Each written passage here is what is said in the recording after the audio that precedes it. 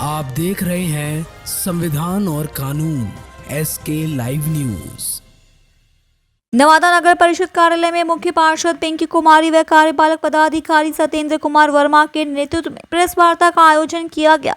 इस दौरान बताया कि बिहार नगर पालिका संपत्ति कर, प्रॉपर्टी टैक्स, होल्डिंग टैक्स, प्रोत्साहन, ब्याज एवं दंड में छूट योजना 2025 नंबर 1 इस योजना के अंतर्गत वित्तीय वर्ष 2025-26 एवं उसके पूर्व के बकाये संपत्ति कर, प्रॉपर्टी टैक्स, होल्डिंग टैक्स की मूल राशि का भुगतान करने पर पूर्व के सभी लंबित संपत्ति कर, प्रॉपर्टी टैक्स, होल्डिंग टैक्स के ब्याज की राशि एवं दंड को माफ कर दिया जाएगा।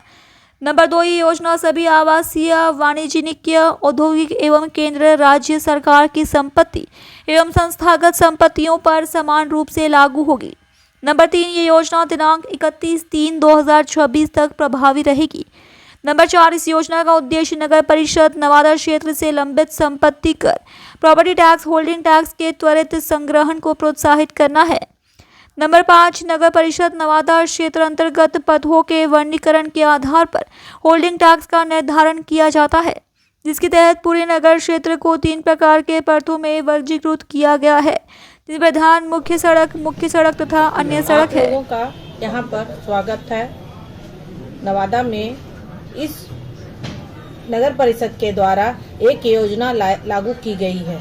उसमें होल्डिंग टैक्स की मूल राशि का भुगतान करने पर पूर्व के सभी लंबित संपत्ति का ब्याज की राशि को दंड माफ कर दिया गया है। अगर होल्डिंग टैक्स को अभी जमा कर देते हैं तो उसमें ब्याज नहीं लगेगा। ये छूट 31/3/2026 तक प्रभावी रहेगा। मतलब कि आपका कहने का आशय ये हुआ है कि जो भी बकायेदार हैं 31 मार्च 2026 तक अगर वो एक साथ टैक्सेशन अपना जमा कर देते हैं तो जो भी इंटरेस्ट उस पर है वो समाप्त हो जाएगा, वो इंटरेस्ट नहीं लगेगा। हाँ। टैक्स की ही मूल राशि लगेगी। सरकार के द्वारा ये स्कीम लागू हुआ है। बाकी विशेष जानकारी वसूली की रही है। देखिए, नगर विकास एवं आवास विभाग के द्वारा शहर में वास कर रहे आम जनों के सुविधा के लिए, उनके आर्थिक बोझ को कम करने के लिए एक महत्वाकांक्षी योजना लाया गया है, जिसके तहत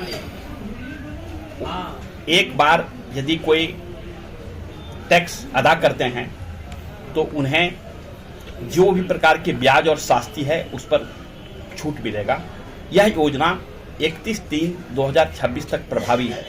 इसलिए मैं नवादा नगर परिषद के अंतर्गत वास करने वाले सभी प्रबुद्ध जनों से, सभी नागरिकों से इस प्रेस कॉन्फ्रेंस के माध्यम से नगर परिषद के अध्यक्ष मैडम के ओर से, उपाध्यक्ष मैडम की ओर से, नगर परिषद के सभी वार्ड पार्षदों की ओर से यह अपील करना चाहता हूं कि वे इस योजना का, सरकार की इस महत्वाकांक्षी योजना का लाभ उठाएं और नगर परिषद का जो भी होल्डिंग टैक्स बकाया है, संपत्ति कर बकाया है, वे अपना अपना सुविधानुसार 31/3/26 के पूर्व अदा कर दें, ताकि उनको ब्याज और शास्ति का लाभ मिल सके। हम लोगों ने इसके लिए जिंगल भी बनाया है और जिंगल के माध्यम से भी प्रचार कर रहे हैं, और आप भी इस शहर में रहने वाले हैं, आप देखे होंगे। इसके पूर्व में दिसंबर में भी और नवंबर में भी प्रचार प्रसार ध्वनि विस्तारक के यंत्र के माध्यम से किया था। मैं आप सभी प्रेस मीडिया के बंधुओं से, इलेक्ट्रॉनिक मीडिया, प्रिंट मीडिया और इलेक्ट्रॉनिक मीडिया के बंधुओं से आग्रह करेंगे, इनको आप प्रमुखता से शहर में अपने पेपर में छापें, ताकि आम जनों तक यह इस योजना का जानकारी हो सके और इस योजना का वे लाभ उठा सकें। आप ही एक ऐसे माध्यम हैं जो आम जनों को सरकार की योजनाओं के बारे में जानकारी दे सकते हैं। इसका व्यापक प्रचार प्रसार आपके माध्यम हो सकता है। इसके लिए मैं आप सबों को आमंत्रित किया था। आप सभी इस प्रेस कॉन्फ्रेंस में भाग लिए हैं, उसके लिए मैं सभी इलेक्ट्रॉनिक्स और प्रिंट मीडिया के बंधुओं को धन्यवाद देता हूं, साधुवाद देता हूं। धन्यवाद। कितना एक मिनट शहर संदर्भ में मैं आपको विस्तृत रूप से बता देना चाहता हूं।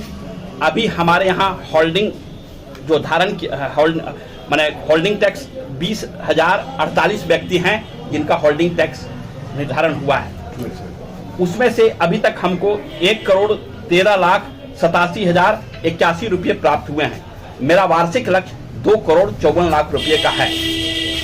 नहीं तो ये मतलब अभी ओवरऑल कितना आप जब आप 100% कह रहे हैं कि भैया जमा कीजिए और रिबेट ले लीजिए, जी जी। तो कितना नगर परिषद का कितना बकाया है, मतलब जो भी मकान मालिक स्वामी है अभी जो है इसका डेटा आपको मैं बताया कि 20,048 लोगों को पास बकाया है।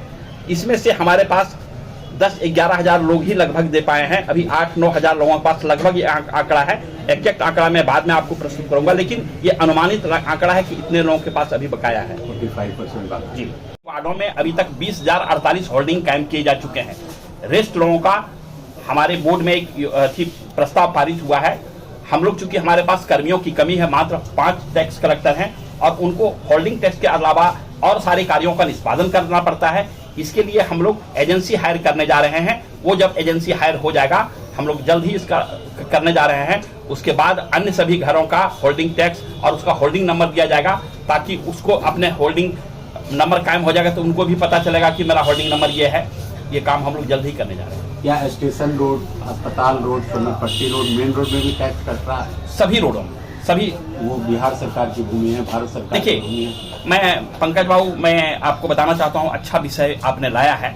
मैं अपने आम जनों को इस संदर्भ में स्पष्ट करना चाहता हूँ, होल्डिंग टैक्स कायम करना किसी को स्वामित्व, जमीन का स्वामित्व देना नहीं है। होल्डिंग टैक्स हम उसको, जो रोड में हम लाइट, स्ट्रीट लाइट मुहैया करा रहे हैं, जो हम पेयजल की सुविधा उपलब्ध करा रहे हैं, जो हम सफाई की सुविधा प्राप्त करा रहे हैं, जो जन्म मृत्यु का रजिस्ट्रेशन करना है, उसके लिए है। उसका यह कतई मतलब नहीं है कि मैं सरकारी जमीन पर किसी ने घर बना लिया है तो यदि होल्डिंग टैक्स कायम कट जाएगा तो उसका स्वामित्व उससे निर्धारण नहीं होगा। ये बिहार म्युनिसिपल एक्ट की धारा 207 में प्रावधानित है। तो नवादा शहर में बहुत सारे ऐसे मतलब गृह स्वामी हैं जिनका मकान बना हुआ है और वो नगर परिषद को टैक्स देना भी चाहते हैं, लेकिन नगर परिषद टैक्स देना ही नहीं चाहती है। देखिए,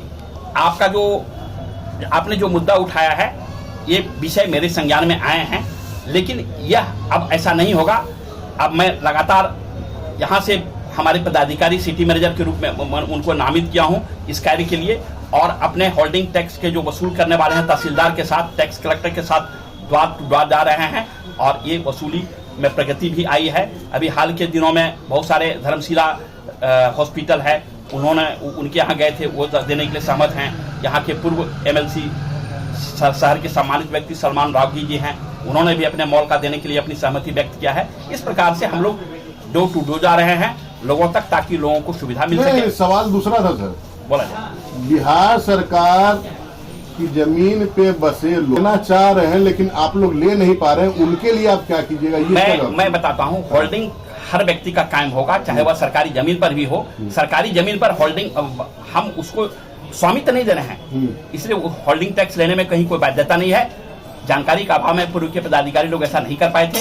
मैं इसको एक्ट में प्रावधान है, ऐसा में बिहार शरीफ में भी हुआ था। आप लोगों ने देखा होगा, वहाँ शराब कांड हुआ था, तो बड़ी पहाड़ी पर बहुत सारे लोगों को विस्थापित किया जा रहा था जिला प्रशासन की ओर से, तो लोग होल्डिंग टैक्स को लेकर के। खबरों के लेटेस्ट अपडेट के लिए इसी तरह हमारे साथ जुड़े रहें और इस वीडियो को ज्यादा से ज्यादा शेयर करें।